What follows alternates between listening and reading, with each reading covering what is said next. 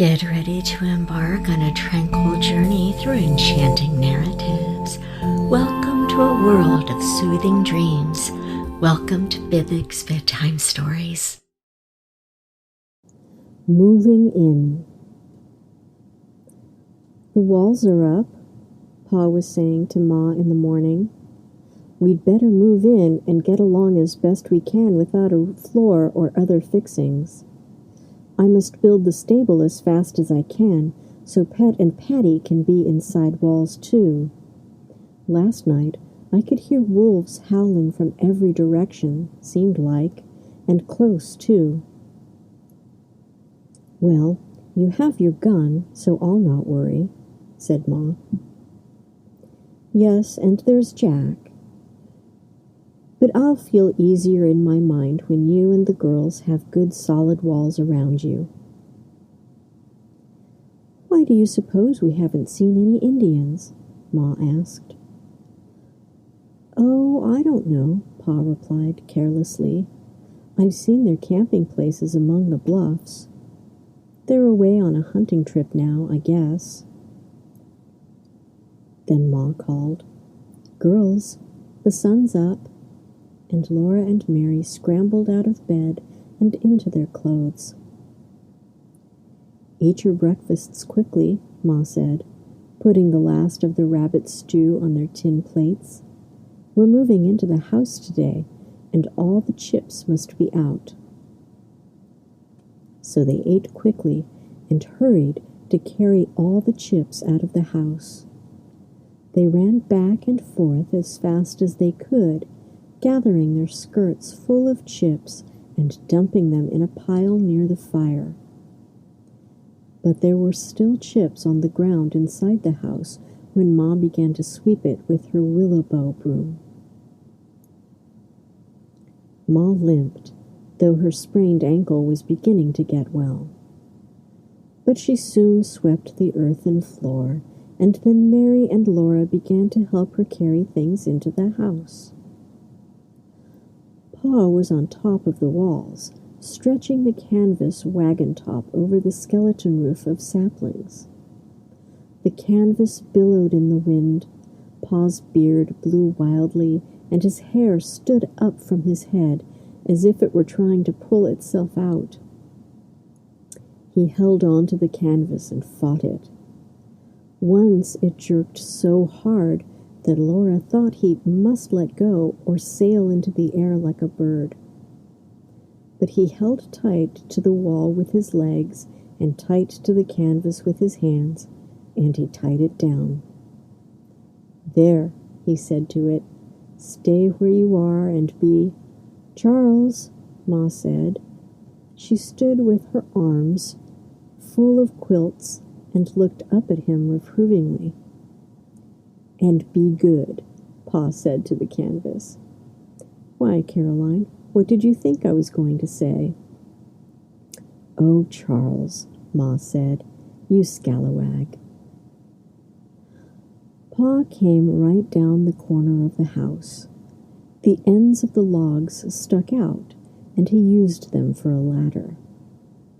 He ran his hands through his hair so that it stood up even more wildly, and Ma burst out laughing. Then he hugged her, quilts and all. Then they looked at the house, and Pa said, How's that for a snug house? I'll be thankful to get into it, said Ma. There was no door, and there were no windows. There was no floor except the ground, and no roof except the canvas.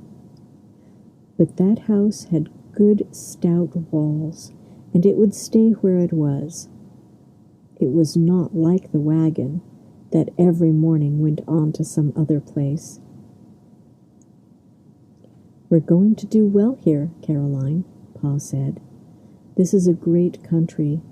This is a country I'll be contented to stay in the rest of my life. Even when it's settled up? Ma asked. Even when it's settled up. No matter how thick and close the neighbors get, this country'll never feel crowded. Look at that sky. Laura knew what he meant. She liked this place, too. She liked the enormous sky and the winds and the land that you couldn't see to the end of. Everything was so free and big and splendid. By dinner time, the house was in order. The beds were neatly made on the floor. The wagon seat and 2 ends of logs were brought in for chairs. Pa's gun lay on its pegs above the doorway.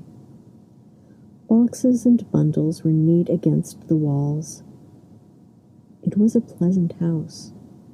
A soft light came through the canvas roof, wind and sunshine came through the window holes, and every crack in the 4 walls glowed a little because the sun overhead.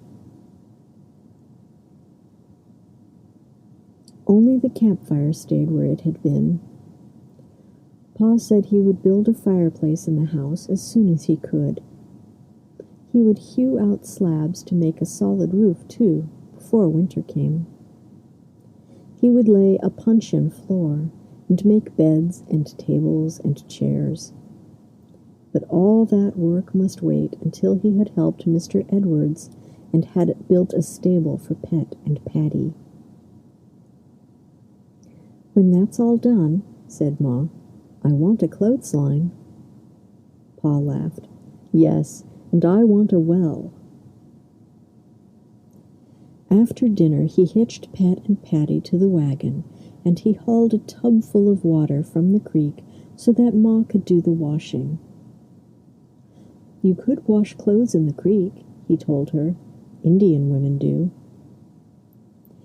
"If we wanted to live like Indians, you could make a hole in the roof to let the smoke out, and we'd have a fire on the floor inside the house," said Ma. "Indians do." That afternoon, she washed the clothes in the tub and spread them on the grass to dry. After supper, they sat for a while by the campfire. That night, they would sleep in the house. They would never sleep beside a campfire again. Pa and Ma talked about the folks in Wisconsin, and Ma wished she could send them a letter. But Independence was 40 miles away, and no letter could go until Pa made the long trip to the post office there. Back in the big woods was so far away. Grandpa and Grandma and the aunts and uncles and cousins did not know where Pa and Ma and Laura and Mary and baby Carrie were. And sitting there by the campfire, no one knew what might have happened in the big woods. There was no way to find out. "Well, it's bedtime," Ma said.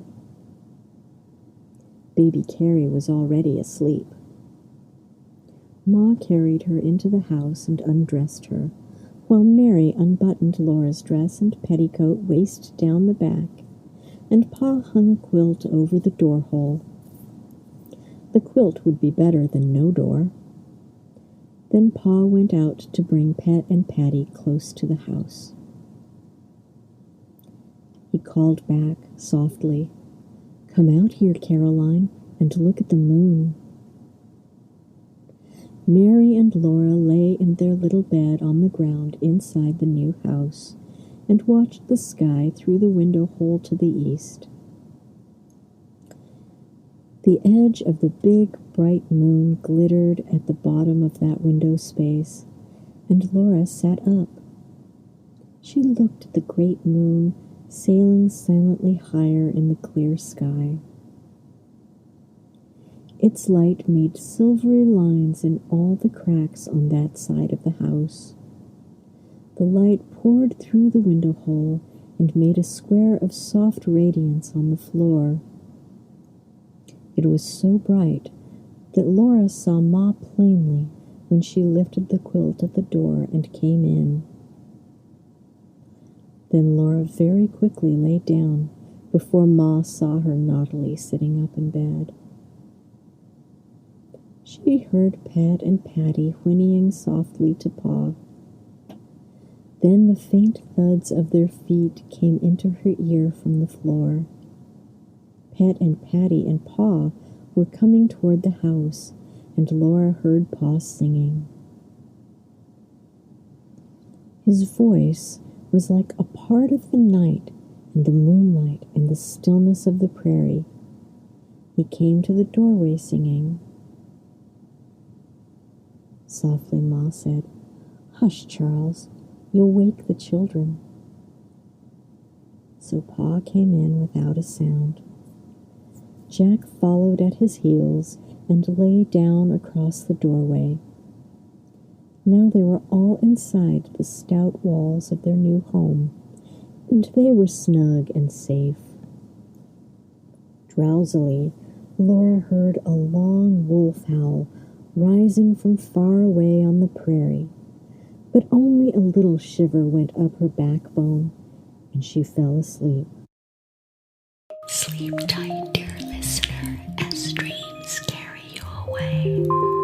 Until we meet again, may peaceful nights grace your every sleep. Good night.